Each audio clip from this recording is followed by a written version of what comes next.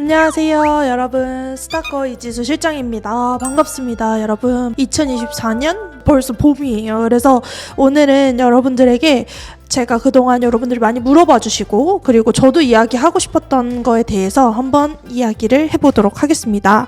자, 먼저는 지금 작년에 페스티벌을 통해서 총 12명의 학생들이 이제 최종 합격을 해서 회사를 가게 되었어요. 또 특히 이번 2월 페스티벌을 통해서 이제 최종 합격되는 친구들이 이제 하나둘씩 나오고 있는데요.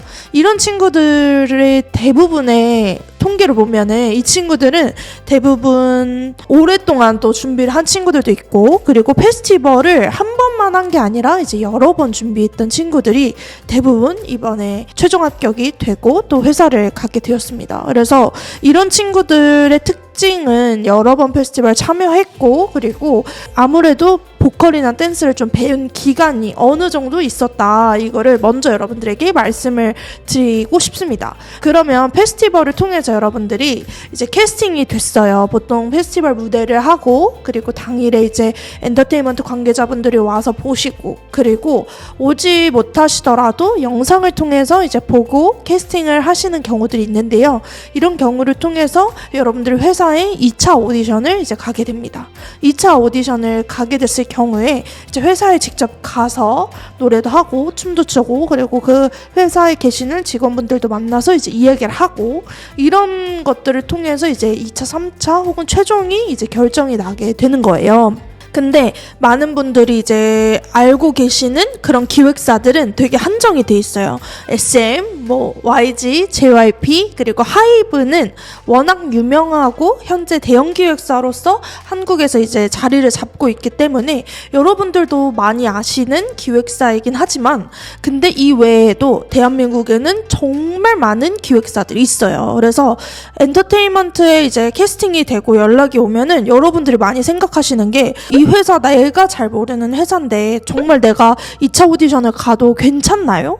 혹은 내가 잘 모르는 회사인데 이 회사 뭐 사기 아닌가요? 이렇게 많이들 물어보셨어요. 그래서 여러분들에게 오늘은 오디션 학원 실장님이 봤을 때 추천하는 기획사 혹은 추천하지 않는 기획사에 대해서 알려드리도록 하겠습니다. 먼저는 엔터테인먼트들을 이제 초대를 합니다. 저희 스타커 페스티벌에 이제 관계자분들을 초대를 하는데, 이때 저희가 절대 초대하지 않는 엔터테인먼트는 어디냐? 바로 학원형 기획사입니다. 학원형 기획사는 학원처럼 이제 돈을 받고 수강료를 받고 가르쳐요. 트레이닝을 하고, 그리고 예를 들어 3달에 한 번 뮤직비디오를 촬영한다, 혹은 5달에 한 번 뮤직비디오를 촬영한다, 이런 명목의 돈을 받습니다. 그리고 뮤직비디오를 촬영해주고 헤어 메이크업도 해주고 곡도 내주고, 이런 식으로 하는 것들이 이제 학원형 기획사입니다. 예전에는 정말 많았고 지금도 사실은 운영하고 계시는 분들이 되게 많거든요. 근데 저희 페스티벌의 특징은 뭐냐? 학원형 기획사는 참여하지 않습니다.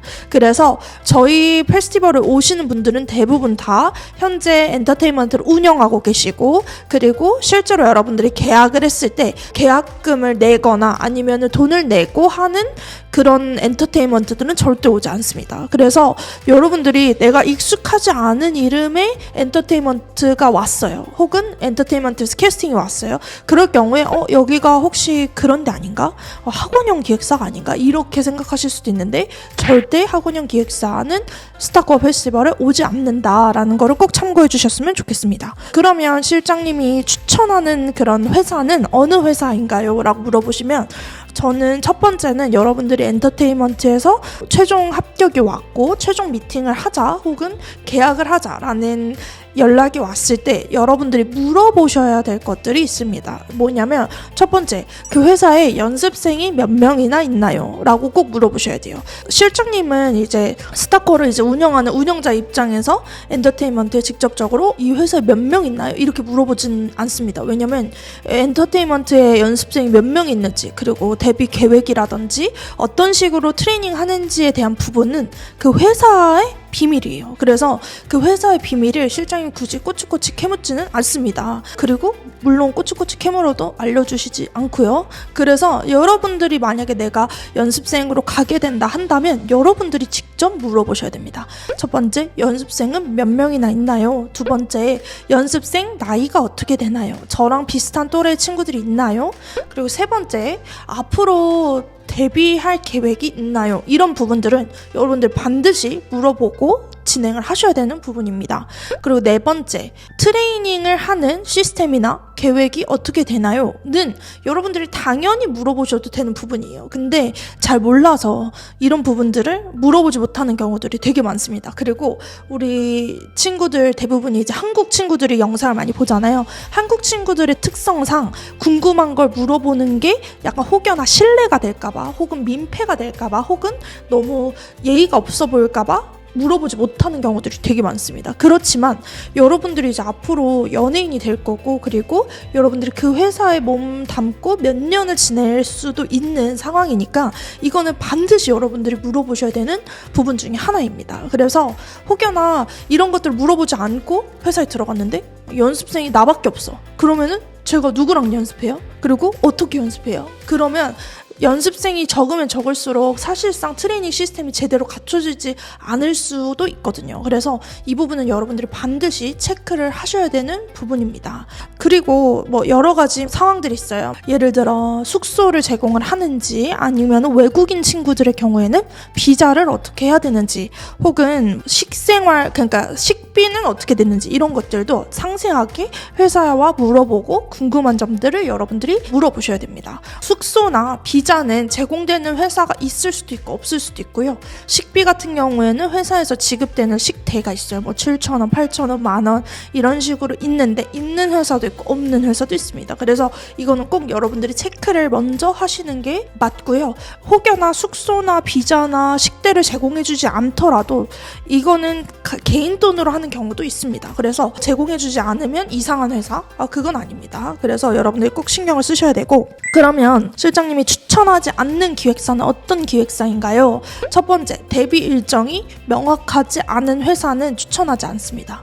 예를 들어 여자가 먼저 데뷔할지 남자가 먼저 데뷔할지 너네가 하는 거 보고 결정할게 하는 회사는 정말 미래가 확실하지 않은 회사인 거잖아요. 여러분들이 잘 아는 SM, YG, JYP, 하이브의 경우에는 연초에 이제 그 회사의 계획이 다 나옵니다. 그래서 올해는 뭐 남자가 데뷔를 하고 그 후년에는 여자가 데뷔를 하고, 이런 데뷔 일정들이 굉장히 상세하게 나와 있어요. 그럼에도 불구하고 이 대형 기획사에서도 안 알려주는 회사들이 있습니다. 그래서 이런 회사들은 여러분들이 조금 한 번은 고민을 해보는 게 필요할 수 있고요. 그리고 혹여나 이 영상을 보는 친구들 중에 이제 대형 기획사에 최종 합격하는 친구들이 있을 수도 있어요.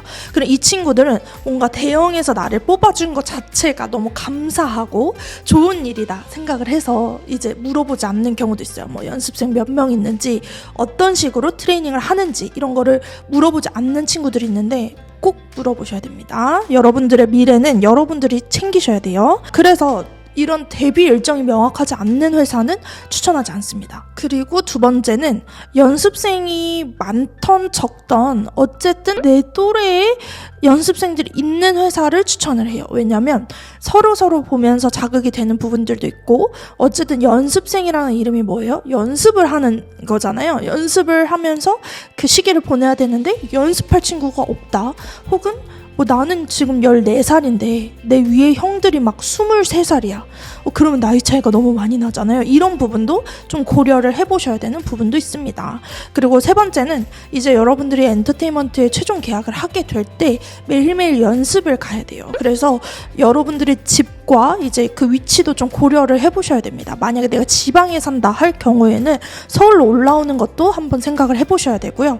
그리고 보통은 연습을 하는 친구들 대부분이 이제 학교를 좀 빠지거나 아니면 학교를 자퇴를 하는 경우들이 되게 많습니다. 그래서 여러분들 이런 부분들도 그 담당자와 그리고 여러분 부모님과 그리고 여러분들의 생각을 잘 조율해서 무조건 자퇴해라, 혹은 무조건 검정고시 봐라, 이것만이 또 답은 아니니까요. 이 부분 부분도 여러분들이 잘 고민을 해보셨으면 좋겠습니다. 그래서 오늘은 사실 간략하게 얘기했습니다. 추천하지 않는 기획사는 정말 뭐 여러 가지 있습니다. 그래서 이거는 약간 케이스 바이 케이스이기 때문에 오늘은 약간 추상적으로 여러분들에게 말씀을 드렸고, 여러분들이 이 회사를 들어갈 때 반드시 체크하셔야 되는 부분과, 그리고 제가 추천하는 회사는 어떤 시스템으로 진행이 되는지, 이런 부분들을 여러분들이 좀 신경을 쓰시면서 앞으로 오디션 준비하시면 아마 많은 도움이 되실 것 같고요. 엔터테인먼트 이름을 들었는데 내가 잘 모르겠다 하는 경우에는 무조건 그냥 네이버에 검색을 해보시면 됩니다. 무조건 네이버에 검색해보시고, 그리고 유튜브에 꼭 검색을 해보세요. 요즘은 네이버에만 올라오는 게 아니라 유튜브에도 이제 각자 엔터테인먼트 채널이 있거든요. 그래서 유튜브에도 꼭 검색해보시고, 그리고 그 회사에 소속된 연예인들, 아티스트들이 얼마나 자주 활동을 하고 있는지, 이런 부분들도 꼭 체크를 하시면 좋을 것 같습니다. 소형 기획사, 중형 기획사라고 해서 모두 다 안 좋은 회사는 아닙니다.